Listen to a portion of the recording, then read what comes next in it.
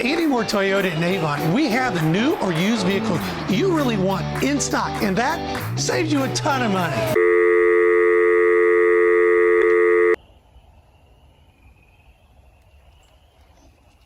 Hello.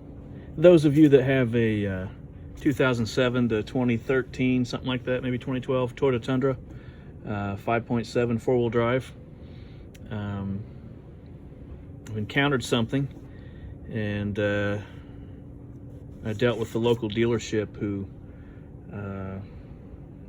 didn't handle the situation well. Going back several years ago, the cats got cut off of it, and the crackhead that did it cut into the transmission lines. So I had a big puddle of oil under it, transmission oil. So I had it towed to the dealership, and they did a good job replacing the cut lines. But the next season, I think the following summer, I had a big puddle of transmission fluid under it again. So I took it in, and they said it was a hose clamp.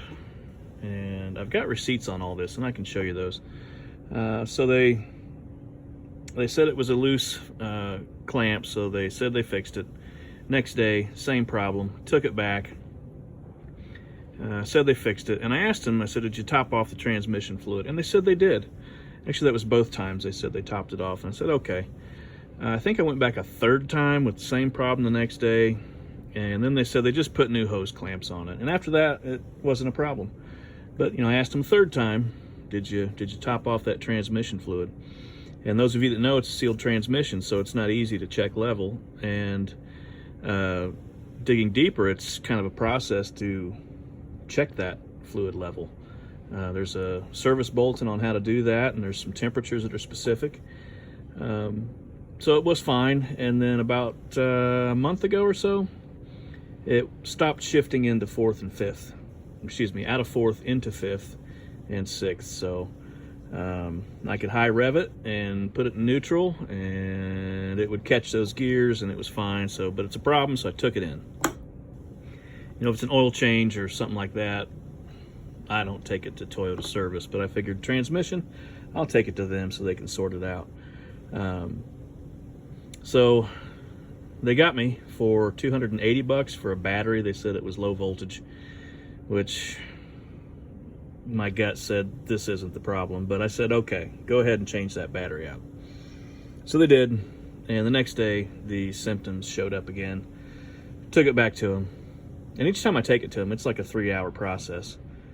And that last trip there, they said it was a failed transmission, internal problem, and I would need a new transmission for $7,000. And once again, my gut got the better of me, and I did some research.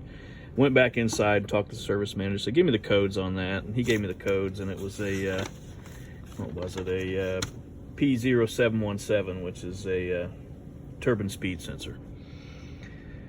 But they said it was an internal problem because the voltage or the resistance checked out. So as you can see, I have the old ones. And I went out in my truck. Let me back up. After that incident, I went to my truck, fumed a little bit, did some research on that code, and it gave you options to check, and you can check resistance. And the other option was, low fluid. So I said, okay, I'm not going to dump $7 grand or trade in my truck, which I love. So I went to the parts counter, and I said, give me 2 revolution sensors and give me 12 quarts of transmission fluid and all of the appropriate crushed washers and O-rings for all the plugs that I'm going to need to remove and replace. So I spent about 3 hours changing out both of these sensors, and I just thought I would check the resistance. And as you can see on the multimeter there, what do we got? We got nothing.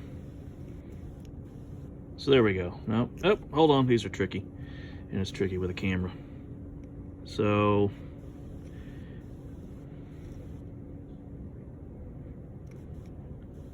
bear with me. 606.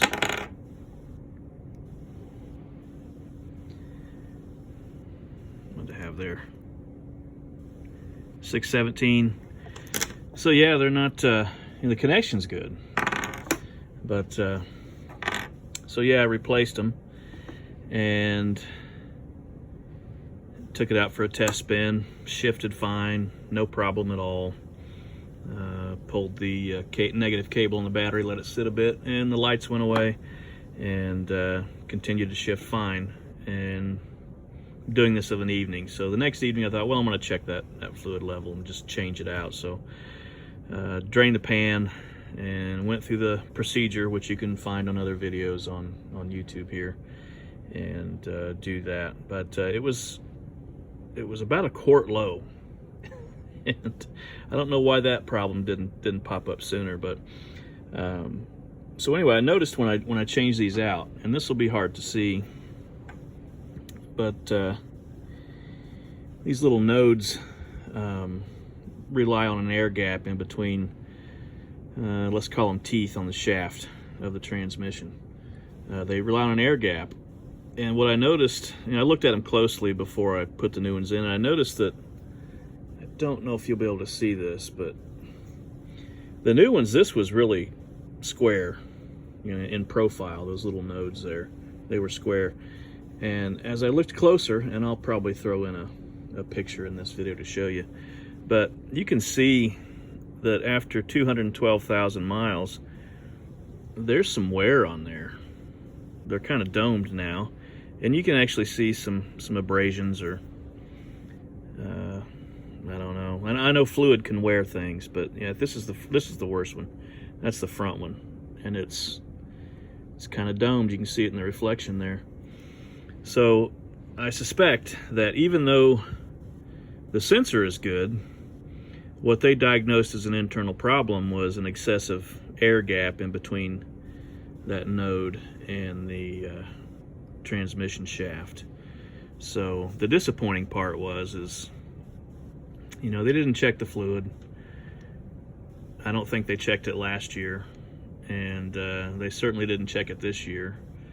And if I hadn't been a mechanic for most of my life and a troubleshooter for most of my life, I probably wouldn't have identified this.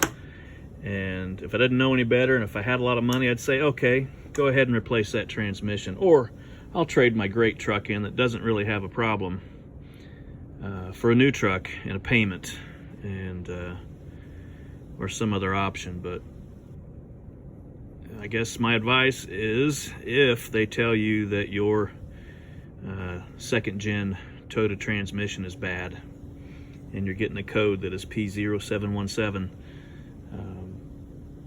you should probably dig a little deeper, because this part was what, 120 bucks maybe, something like that, all told, with the transmission fluid and 2 new sensors and some other little washers. I got out of there for about $500 and some odd dollars. And I don't like to complain on videos, and I don't like to knock people, but there is an issue in the world today, and I've noticed it for several years in the work that I do, is that there is a great reduction in the labor force that is skilled. There's not a lot of people going into vehicle service, or repair, or I see it every day with what I do. I've got to deal with outside contractors for some of the things we have here where I work, and HVAC, hauling, shipping, material handling. More and more and more, what shows up to do that work is unskilled and unqualified, or they've got no sense. And I'm old, and I think I have a right to gripe about such things, but the world has changed, and there just aren't people out there anymore to do these things, and to do them right, and to do them well. And I'm disappointed that these service centers don't hold their maintenance techs accountable to what they're supposed to be doing. So here's the receipt for my my battery that was at fault, apparently. There's all the notes. And what they found it to be was the battery dead. You know, it started fine, drove fine. I had no problems with it. And error due to incorrect voltage. And they said the battery was the incorrect size. So, okay, whatever. I replaced that battery 3 years ago. Haven't had any problems, and this problem just popped up. And then, you know, my next tour there was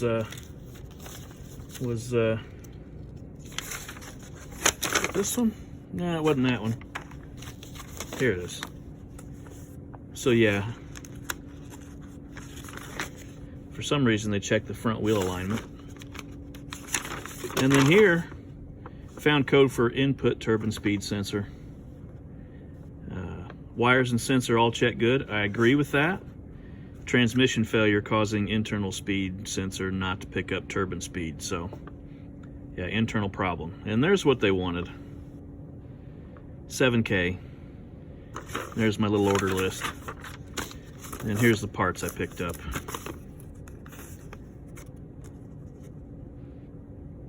I guess, so the sensors were 147. And then 200 bucks in transmission fluid and some various gaskets and whatnot. And another note, talking to the kid at the parts counter, he stated that this local dealership does not work on transmissions. And that's disappointing. So they would have outsourced this to a transmission company to replace the transmission and soak me for 7K, or somebody else that doesn't know about this stuff. So yeah, I don't know if this will help anybody out there, but it saved me a bunch of money in my truck. So I think these are prone to failure just by wear and age. It's something to check out. So if you get that code,